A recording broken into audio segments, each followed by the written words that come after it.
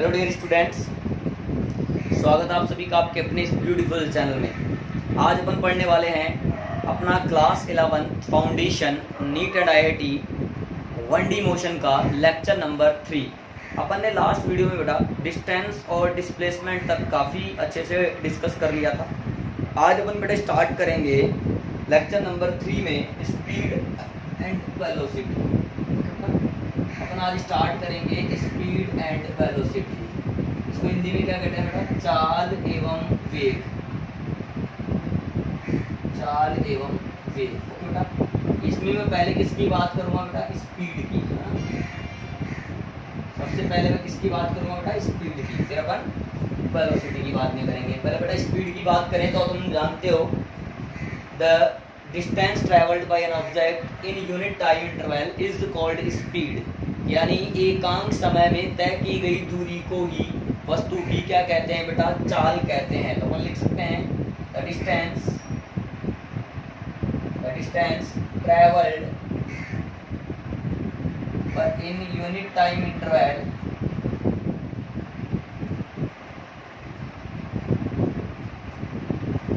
Is called speed. इसका मतलब बेटा speed is equal to distance upon क्या फॉर्मूला बन जाएगा बेटा? टाइम। यह आ जाएगा हमारा स्पीड का फॉर्मूला। क्लियर बेटा? अच्छा, यहाँ पर लिख सकते हैं स्पीड या यूनिट ऑफ स्पीड इज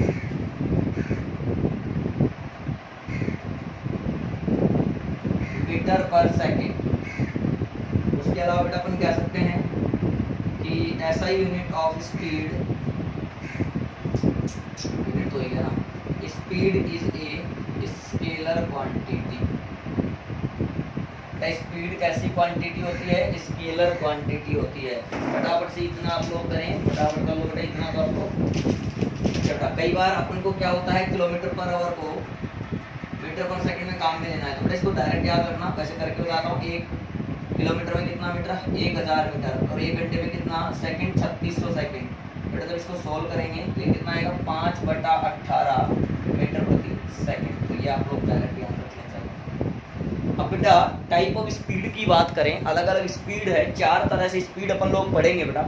उसमें पहला अपना आ जाएगा इंस्टेंटेनियस स्पीड, सेकंड आ जाएगा यूनिफॉर्म स्पीड, थर्ड आ जाएगा बेटा नॉन यूनिफॉर्म स्पीड, और लास्ट वाला हमारा आ जाएगा बेटा एवरेज स्पीड। इसी प्रकार से वेलोसिटी भी 4 ही होंगे: instantaneous, uniform, non uniform and average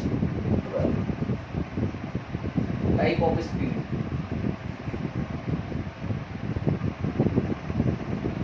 इसमें बेटा मैंने पहले की बात करी, वो है मेरे पास इंस्टेंटेनियस, जो कि तात्क्षणिक कहते हैं बेटा इसको। इंस्टेंटेनियस स्पीड बेटा हिंदी में क्या कहते हैं? तात्क्षणिक चाल। यानी किसी निश्चित समय या क्षण पर वस्तु की चाल, यानी एक फिक्स्ड इंस्टेंट पर जो ऑब्जेक्ट की स्पीड होती है उसको कहते हैं instantaneous speed. The speed at a fixed instant is called instantaneous speed. Okay, ठीक है। तो देखना बेटा यहाँ पे ध्यान से देखना, v is equal to limit delta t tends to 0। कहने का मतलब बेटा ये हुआ कि यहाँ पर इंस्टेंटेनियस स्पीड के लिए time interval should be very less, यानी डेल्टा t टेंड्स टू 0 नहीं है बट 0 की तरफ अग्रसर है। LIM limit delta t tends to 0 delta s upon delta t, ये कह सकता हूँ बेटा। यानी v बराबर हमारे पास फॉर्मूला बन जाएगा ds अपॉन dt। अब बेटा ds अपॉन dt का क्या मतलब हुआ बेटा यहाँ पर? सर ds अपॉन dt से यहाँ पर मतलब हो रहा है rate of change of displacement travelled is called speed. That is rate of change of displacement नहीं बेटा, distance travelled is called speed. तो बेटा यानी किसी वस्तु द्वारा तय की गई दूरी में परिवर्तन की दर को भी क्या कहते हैं बेटा, वस्तु की चाल कहते हैं, यानी rate of change of distance travelled is called speed. बेटा यहाँ तक का फटाफट से कर लिया तो आगे बढ़ेगा। अब मेरी बात समझो, मान लीजिए आपको डिस्टेंस और टाइम में एक ग्राफ दे रखा हो, समझना नहीं, डिस्टेंस और टाइम में आपको एक ग्राफ दिया है, यहाँ पे डिस्टेंस ले रखा है, तो मेरी बात समझना क्या, तो हमारे पास अगर ये थीटा है, तो मेरी बात क्या कहना चाह रहा हूं मैं कि भैया speed of a body is equal to the, ये अलग से लिख रहे हैं साइड में, is equal to the slope of tangent to the S T curve. S मतलब डिस्टेंस और टी मतलब टाइम। तो एस टी जो कर्व है, ए से बी तक अगर कोई ग्राफ जा रहा है, तो इस पर जो टेंजेंट बनाया गया है उस टेंजेंट का क्या ले लो बेटा, स्लोप ले लो। तो जो स्लोप होगा वो क्या कहलाएगा, यानी slope is equal to tan theta, यानी हो जाएगा delta S upon delta T, या फिर इसको ऐसे कह दो एस अपॉन टी, वो कहलाएगा हमारा स्पीड। यानी अगर एस और टी में ग्राफ दे रखा हो तो उसका स्लोप निकाल कर भी हम लोग क्या बता सकते हैं बेटा, स्पीड बता सकते हैं। क्लियर? अच्छा बेटा इस इक्वेशन को वापस देखो, इक्वेशन नंबर 1 को, अगेन फ्रॉम इक्वेशन नंबर 1 बेटा, यहाँ से v बराबर कितना लिखा हुआ है, ds upon dt। This implies, यहाँ से मैंने ds को सोल्व करा, क्या आया v dt। बेटा अगर मैं दोनों तरफ इंटीग्रेशन कर दूं तो s बराबर इंटीग्रेशन ऑफ v dt। इसका मतलब इंटीग्रेशन का क्या मतलब समझाया था बेटा, एरिया से मतलब समझाया था। तो v और t में जो ग्राफ दे रखा हो उसका एरिया निकालने तो क्या मिल जाएगा बेटा आप लोगों को, डिस्टेंस। तो एरिया अंडर vt कर्व, ये क्या है यहाँ पर, डिस्टेंस है बेटा। क्लियर हो बेटा? जैसे एक एग्जांपल ले लें अपन लोग,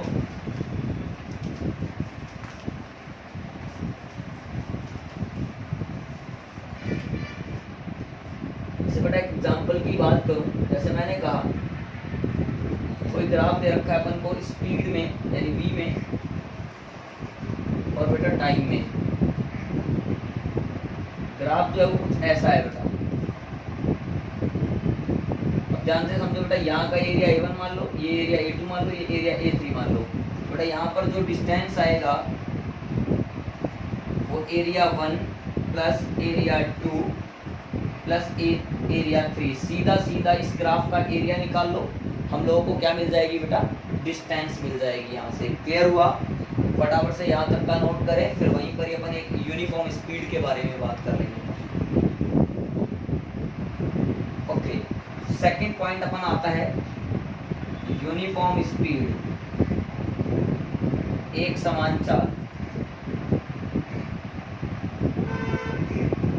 बेटा ये क्या है, अगर कोई भी पार्टिकल या कोई भी ऑब्जेक्ट सेम टाइम इंटरवल में सेम डिस्टेंसेज कवर करता है तो उसकी स्पीड क्या होगी, यूनिफॉर्म। मेरी बात समझो, यानी कोई कण समान समय अंतराल में समान दूरियां तय करे तो उसकी चाल होती है एक समान चाल। तो अपन लिख सकते हैं इफ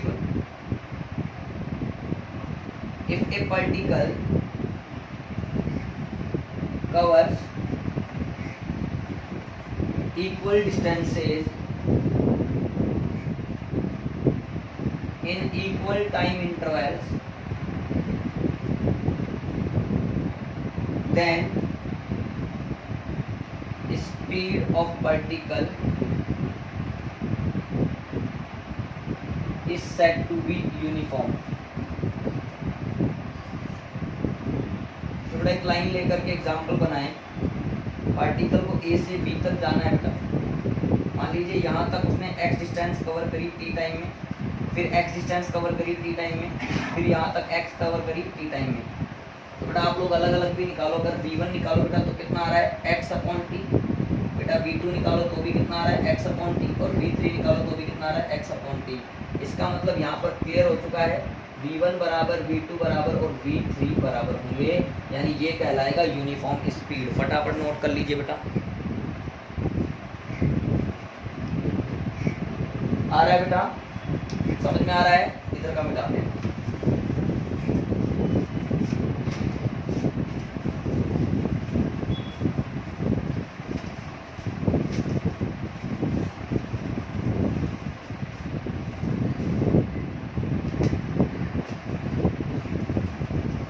थर्ड पॉइंट डालेंगे आप, नॉन यूनिफॉर्म स्पीड।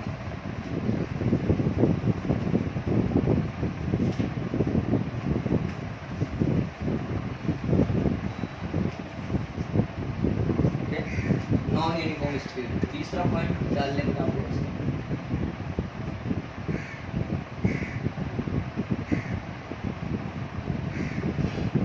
असमान चाल, अगर कोई भी पार्टिकल इक्वल डिस्टेंसेज कवर करे इन अनइक्वल टाइम इंटरवल्स, यानी कोई कण असमान समय अंतराल में समान दूरियां तय करे, इक्वल डिस्टेंसेज कवर करे but in unequal time intervals, then speed is said to be non uniform speed. या फिर उल्टा बोल दो बेटा, समान समय अंतराल में असमान दूरियां तय करे, यानी इक्वल टाइम इंटरवल में जो है अनइक्वल डिस्टेंसेज कवर करे तो भी स्पीड कैसी होगी? नॉन यूनिफॉर्म स्पीड होगी। तो यहाँ पर लिख सकते हैं if A particle covers equal distances in unequal time interval, then speed is said to be non-uniform। आप लोग नोट भी कर सकते हैं ये लाइन, आगे देखो इसको समझाना। ए से बी तक जाना है पार्टिकल, मान लो इक्वल डिस्टेंस है x और टाइम इंटरवल अलग अलग t1 t2 और t3 में करता है। तो v1 कितना आएगा x/t1, v2 कितना आएगा x/t2, v3 कितना आएगा बेटा x/t3। बट ध्यान से देखो t1 t2 and t3 are different, then we can say that v1 does not equal to v2 does not equal to v3। इसके अलावा आप एक चीज और कह रहे हो कि if A particle cover unequal distances in equal time interval, तो ये और करके लिख लें बेटा। If a particle covers unequal distances in equal time intervals, then speed is said to be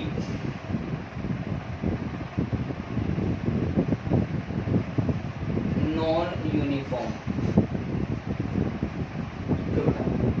आप समझो, unequal distances x1 time t लगा, x2 टाइम t ही लगा, x3 बट टाइम t ही लगा, तो v1 x1/t, v2 कितना बेटा x2/t, बेटा v3 कितना आएगा x3/t। तो यहाँ से पता चल रहा है v1 does not equal to v2 does not equal to v3। Okay बेटा, फटाफट नोट करिए बेटा, कर लिए बेटा, हो गया ठीक है। एक लास्ट है इसमें फोर्थ टाइप जो है एवरेज स्पीड, औसत चाल, उस पर न्यूमेरिकल भी बनाए जाते हैं। पहले आज अपन इसका थ्योरेटिकल पार्ट कवर करते हैं, फिर कल कुछ न्यूमेरिकल देखेंगे नेक्स्ट वीडियो लेक्चर में। अपन फोर्थ इसमें लिखते हैं एवरेज स्पीड, बेटा इसको लिख सकता हूँ मैं औसत चाल। इसको लिखेंगे तो क्या लिखेंगे, यानी कुल तय की गई दूरी बटा उसमें लगा कुल समय, यानी total distance travelled upon time, total time taken is called average speed. तो अपन ये लिखेंगे the ratio of the ratio of total distance traveled to the total time taken is called average speed. Hence average speed is equal to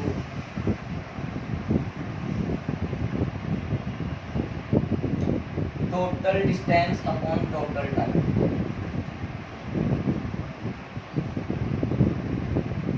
यानी बेटा इसको v average से लिखें तो ये आएगा delta s upon delta t, यानी s2 minus s1।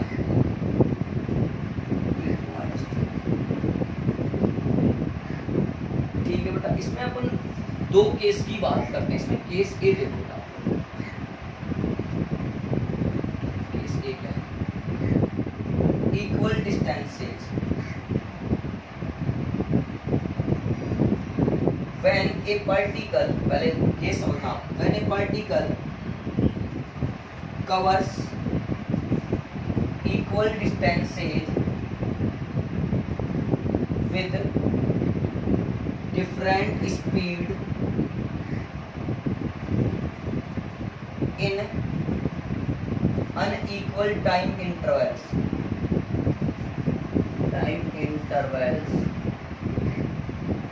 then average speed is, बेटा ध्यान से देखो, अगर कोई पार्टिकल या कोई कण समान दूरियां इक्वल डिस्टेंसेज कवर करता हो लेकिन अलग अलग टाइम इंटरवल में और अलग अलग स्पीड से, तो फिर एवरेज कितना रहेगा बेटा समझने की कोशिश करना। मैंने कहा इक्वल डिस्टेंसेज कवर करता हो तो टोटल डिस्टेंस यहाँ से यहाँ तक की मान लो s है बेटा,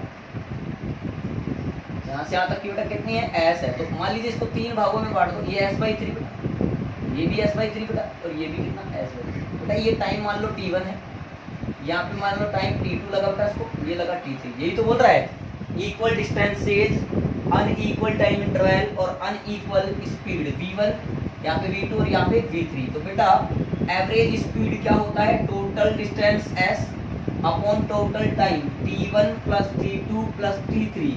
बेटा v average is equal to s upon t1। अब बेटा स्पीड बराबर होता है डिस्टेंस अपॉन टाइम, तो टाइम इज इक्वल टू क्या होगा बेटा?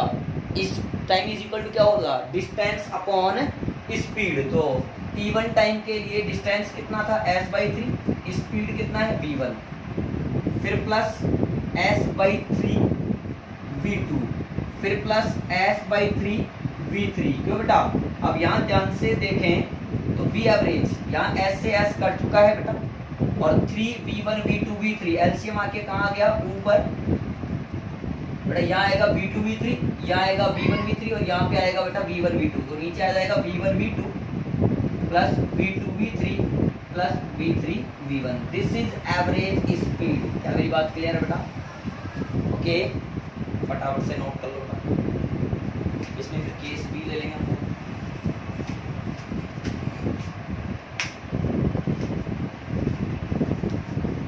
बेटा हमारा केस बी क्या है? इक्वल डिस्टेंस नहीं बेटा, equal time interval. Equal time interval कहने का मतलब when A particle covers unequal distances with different speeds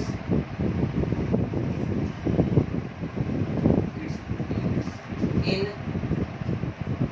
equal time intervals, then average speed is। तो कैसे निकालेंगे? डायग्राम बनाएं पहले अपन बेटा। अनइक्वल यानी अब यहाँ पर s1, यहाँ मान लो s2 बेटा, यहाँ मान लो s3। सेम टाइम इंटरवल, पूरा टाइम t लगा तो तीन भागों में बांटा, t/3 t/3 t/3। स्पीड यहाँ बोला v1, यहाँ बोला बेटा v2, यहाँ बोला v3। क्या पूछा है? Average speed. अब एवरेज स्पीड होता है क्या है बेटा? Total distance upon total time. बस एक ही फॉर्मूला हम लोगों को लगाना है बार बार। तो V average is equal to total distance है S1 plus S2 plus S3 upon time है T, तो V एवरेज आ गया बेटा। अब S1 को कैसे लिखो, टाइम और स्पीड के फॉर्म में लिखो, तो ये डिस्टेंस बराबर स्पीड इंटू टाइम, यानी V1 into T/3 plus V2 into T/3 plus V3 into T/3 upon बेटा T। अब बेटा V एवरेज निकालोगे तो यहाँ से T कॉमन आ रहा है ऊपर और 3 नीचे जा रहा है, 3 यहाँ पे आ गया, V1 plus V2 plus V3 upon में यहाँ पे T आ रहा है बेटा, ये T से T कैंसिल, तो एवरेज यहाँ पे आ जाएगा V1 plus V2 plus V3/3। This is clear, note कर लो बेटा। ओके हो गया बेटा, ठीक है। तो आज के इस वीडियो लेक्चर में इतना ही काफ़ी है। अगर फिर भी आपको कोई डाउट रहा है तो कमेंट सेक्शन में बिना हेजिटेट हुए आप कमेंट करके बता दीजिए, आपका डाउट जल्दी से जल्दी सोल्व किया जाएगा बेटा। और वीडियो पसंद आई तो इसे लाइक जरूर करना, शेयर करना और चैनल को सब्सक्राइब भी करना। क्लियर बेटा, और नेक्स्ट वीडियो अपलोड हो तब तक पढ़ाई भी करते रहना है। All the very best.